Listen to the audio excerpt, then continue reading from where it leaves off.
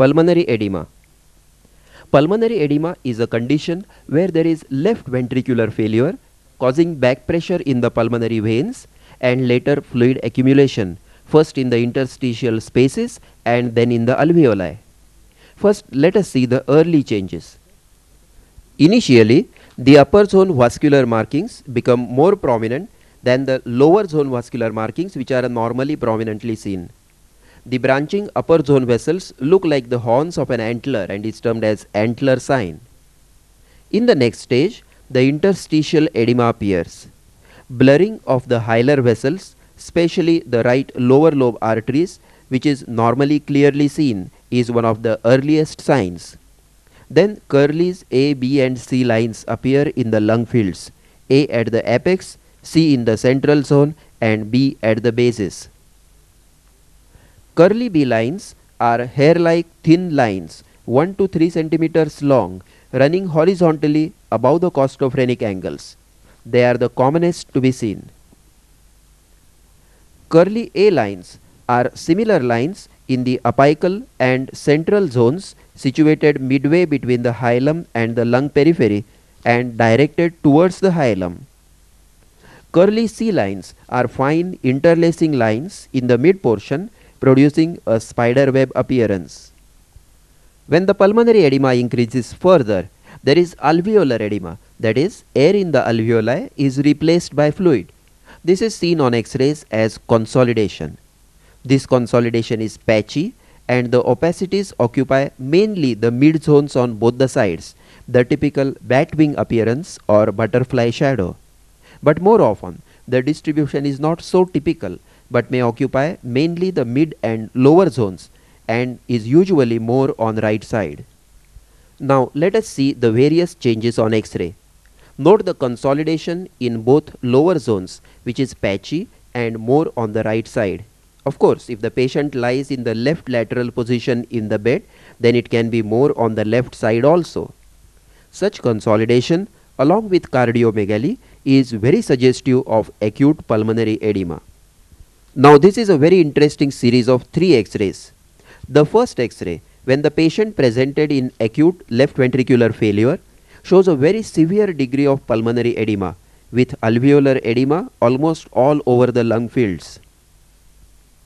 The second X-ray, after 1 day of diuretic and digoxin therapy, shows that the pulmonary edema has dramatically reduced. The edema is seen only in the lower zones and there is a fluid collection in the transverse fissure on the right side. And the third X-ray after 5 days shows that all the alveolar edema has disappeared and there is only some remnant fluid in the transverse fissure which should soon disappear. Now let us come back to the second X-ray. This localized collection in the transverse fissure can easily be mistaken for a coin shadow like metastasis or peripheral bronchogenic carcinoma. But after diuretic therapy, as we saw, it vanishes within 2 to 3 days. So it is called as a vanishing tumor or phantom tumor. This is another X-ray showing cardiomegaly and an early bat's wing appearance. Note the mid-zone consolidation on both sides plus upper zone involvement on the right side. This is pulmonary edema and a mitral heart. This is another set of 2 X-rays. In the first X-ray, note the cardiomegaly with patchy consolidation in the mid and lower fields. And the second X-ray, after 1 week, shows complete clearance of the lung fields. This rapid vanishing of the consolidation with diuretic therapy is another characteristic feature that reconfirms the diagnosis of pulmonary edema. Another place where the fluid may accumulate is the pleural space, more so on the right side. If there is a right pleural effusion with an enlarged heart, a left ventricular failure should be considered. If the effusion is bilateral, it will be larger on the right side. Note the right pleural effusion with cardiomegaly in this patient of congestive cardiac failure. Now we will have a look at the Curley's lines or lymphatic lines. Note this thin line in the mid zone. This is a Curley C line. And this horizontal lymphatic line 2 centimeters long above the right costophrenic angle is curly B line. To revise the radiological features of pulmonary edema, the early changes are prominent upper zone vessels and blurring of the hilar vessels due to interstitial edema, and lymphatic lines or curly ABC lines. Then the alveolar edema appears in the form of patchy consolidation of mid and lower zones and bat's wing appearance. Then there is fluid collection in the interlobar fissures and in the pleural spaces.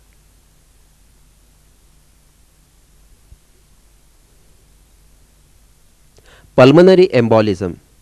Pulmonary embolism, if small, may not produce any change in a plain X-ray of the chest, but larger emboli causing infarction of a whole segment or lobe produce a segmental consolidation and collapse. The changes are non-specific, but when related to the clinical situation, a diagnosis of pulmonary embolism can be made. This X-ray shows a segmental collapse in the right lower lobe. This was seen in an elderly patient suffering from deep vein thrombosis in his left leg who developed severe right-sided chest pain. The pulmonary emboli almost always involve the lower lobes. Note the wedge-shaped shadow of a segmental collapse.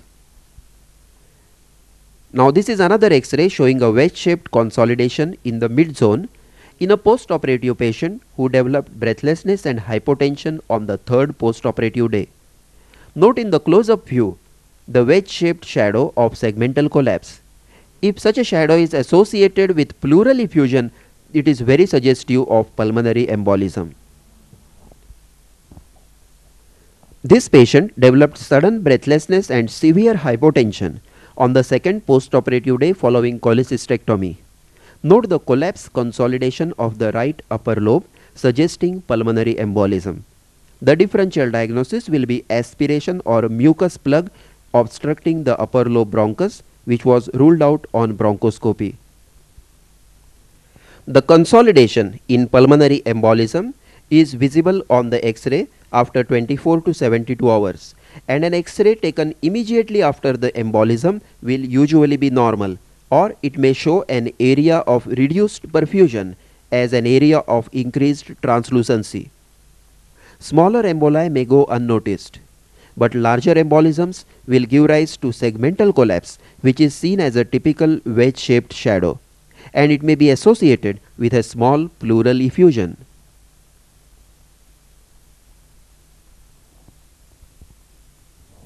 Diaphragmatic hernia and eventration.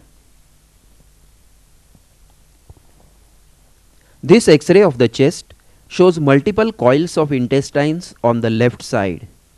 Herniation of the abdominal contents into the chest through the diaphragm is termed as a diaphragmatic hernia. In this X-ray, the hernia has pushed the heart to the opposite side and compressed both the lungs, causing serious respiratory embarrassment.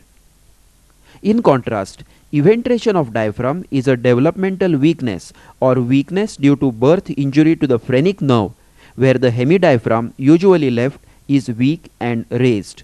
Note in this typical X-ray of eventration the smooth round outline of the diaphragm with stomach bubble under it. In case of doubt, to rule out a lung abscess or a subphrenic abscess, a barium study should be done to demonstrate that the bowels are lying under the raised diaphragm. Eventration is often asymptomatic and may be detected later in life. This adult patient has developed tuberculous infiltration in his right lung, and the eventration of left diaphragm was an incidental finding which was initially mistaken for a lung abscess. Barium meal shows the stomach and intestines in the chest, confirming the diagnosis of eventration. Note the smoothness of the dome of the elevated diaphragm and the gas shadows and the fluid levels. This X-ray shows a opacity at the right cardiophrenic angle with convexity upwards. This is likely to be a diaphragmatic hernia, as we saw in the section on mediastinal masses. A barium meal shows that the colon is herniating through the diaphragm and is lying in the mediastinum and chest, confirming that this is a diaphragmatic hernia. A lateral view shows that it is in the anterior mediastinum behind the sternum, that is a herniation through the foramen of Morgagni. Note again the plain X-ray appearance of the diaphragmatic hernia of Morgagni. Note the typical shape and note the gas shadows in it. This X-ray shows large gas shadows in the left hemithorax, pushing the heart to the opposite side and compressing the right lung. This is a large diaphragmatic hernia. Note the lateral view showing the colon rising into the chest. This X-ray shows eventration of the left hemidiaphragm. The diaphragm is raised and shows bowel gas underneath it. Now this is a post-operative X-ray of the same patient showing repaired diaphragm in its normal position. Compare it with the pre-operative X-ray of the eventration. This is another barium meal X-ray showing intestinal coils filled with barium in the left hemithorax, a diaphragmatic hernia. So the radiological features of diaphragmatic hernia are presence of intestinal coils in the chest, compression of the lung, and shift of mediastinum to the opposite side. A barium is confirmatory. X-ray of the chest is a very important diagnostic tool in presence of chest injury. The various pathologies that may be seen on chest X-ray are fractures of the ribs, associated pneumothorax, subcutaneous emphysema, hemothorax, and lung contusion. This X-ray shows multiple fractures of ribs on the left side. When a rib fracture is suspected, each rib should be individually traced from its posterior end to the costochondral junction anteriorly. Any break in continuity of its border should be studied with suspicion. Here, the second and third ribs are fractured, and you can see subcutaneous emphysema or air in the subcutaneous tissues over the chest wall shown by the vertical arrow. This X-ray shows fractures of the 10th and 11th ribs on the right side. This X-ray taken in lying down position after a chest injury shows opacification of the right lung with obliteration of the costophrenic angle. Either a hemothorax or a lung contusion may result in opacification of the lung. Uniform opacification of the whole side, more in the costophrenic angle, suggests a hemothorax, while in standing position this would give a shadow akin to a pleural effusion. This X-ray shows surgical emphysema which results from a pleural tear secondary to rib fracture and leakage of air into the subcutaneous tissues. Note the fibers of pectoralis major that are so clearly lined by the air, and the air in the subcutaneous space surrounding the chest wall. A careful inspection shows a small pneumothorax and border of the partially collapsed lung. This X-ray shows multiple fractures of the ribs. The 7th, 8th and 9th ribs are seen to be fractured. This X-ray shows fracture of the right 3rd and 4th ribs with subcutaneous emphysema, that is air in the subcutaneous space. So whenever you see an X-ray of chest injury with rib fractures, also look for pneumothorax, subcutaneous emphysema and pleural fluid collection.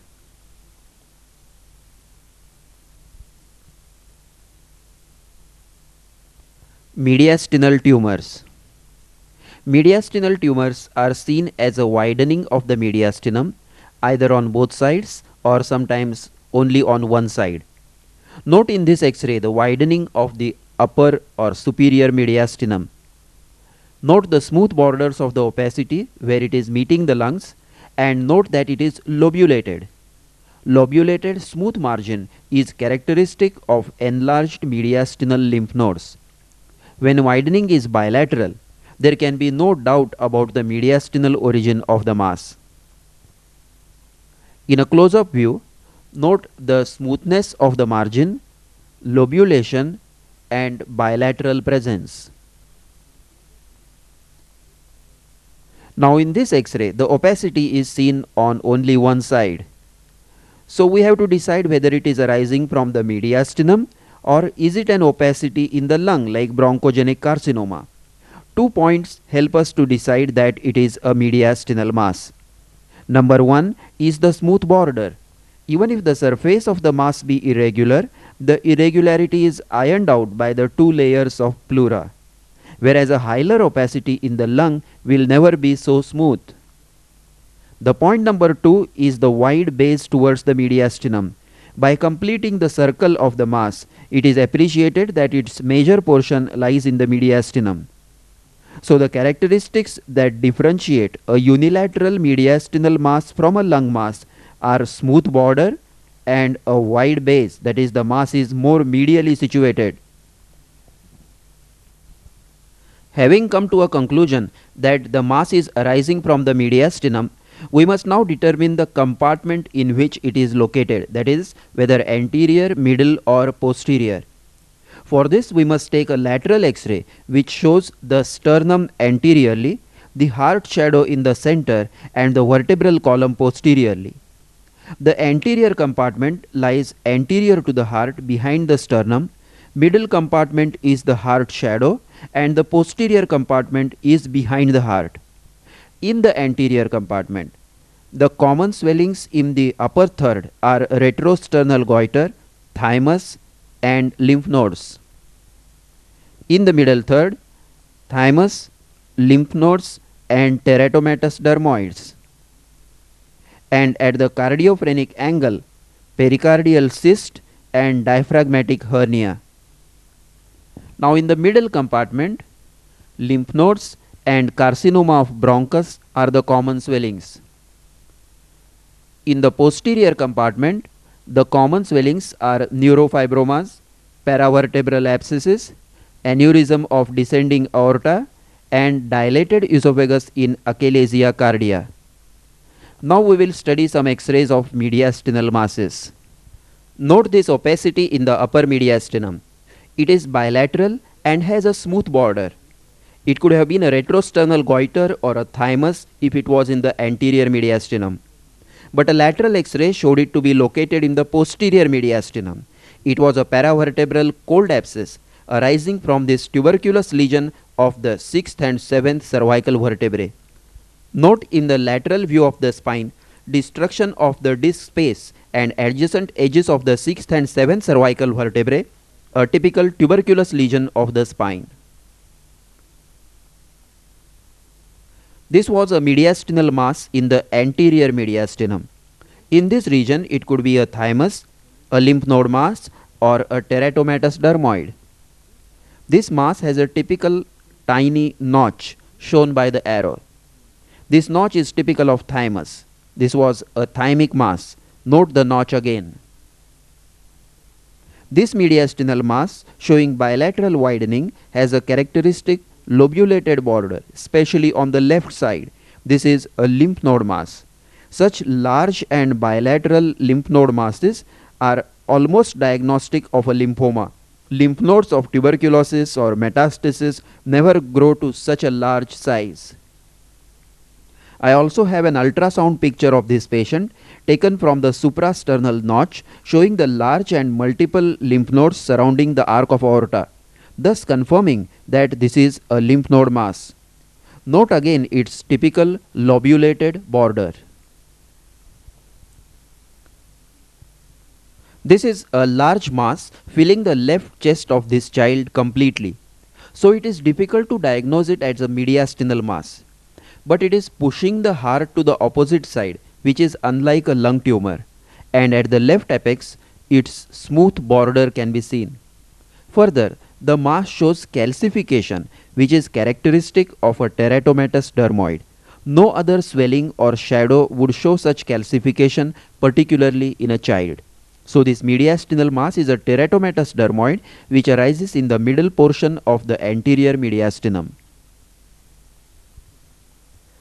Now note this rounded opacity at the cardiophrenic angle on the right side. It is occupying the cardiophrenic angle and growing laterally. This is a pleuropericardial cyst. On lateral X-ray it is seen to be anterior. This is the typical site and appearance of a pleuropericardial cyst. Note again the rounded opacity occupying the right cardiophrenic angle. A triangular hazy shadow filling the cardiophrenic angle suggests a pericardial fat pad. If the opacity is based on the diaphragm, it may be a diaphragmatic hernia through the foramen of Morgagni. And if the opacity faces laterally, then it is a pleuropericardial cyst. Note again the rounded opacity of pleuropericardial cyst. This is another X-ray showing mediastinal mass in the mid portion. The smooth lobulated border suggests it to be a lymph node mass. On lateral X-ray, it was occupying the anterior and middle mediastinum, suggesting a lymphoma. If such a mass occupies only the middle mediastinum, it suggests sarcoidosis. But if both anterior and middle mediastinal nodes are enlarged, it is more likely to be a lymphoma. Now in this X-ray, follow the shadow of the trachea to the carina. Note that the carinal angle is widened. First note the widening of the superior mediastinum. Note on the left side the lobulated smooth border of these enlarged lymph nodes. Now follow the shadow of the trachea to the carina. Note that the carinal angle is widened. This widening of the carinal angle due to enlargement of subcarinal lymph nodes is typically seen in tuberculosis. So these are tuberculous lymph nodes in mediastinum. Now note this characteristic shadow on the right side of the mediastinum. It extends from the diaphragm to the neck. It has a smooth outer border shown by the red arrow, and it has a fluid level shown by the yellow arrow. This is a dilated esophagus in achalasia cardia.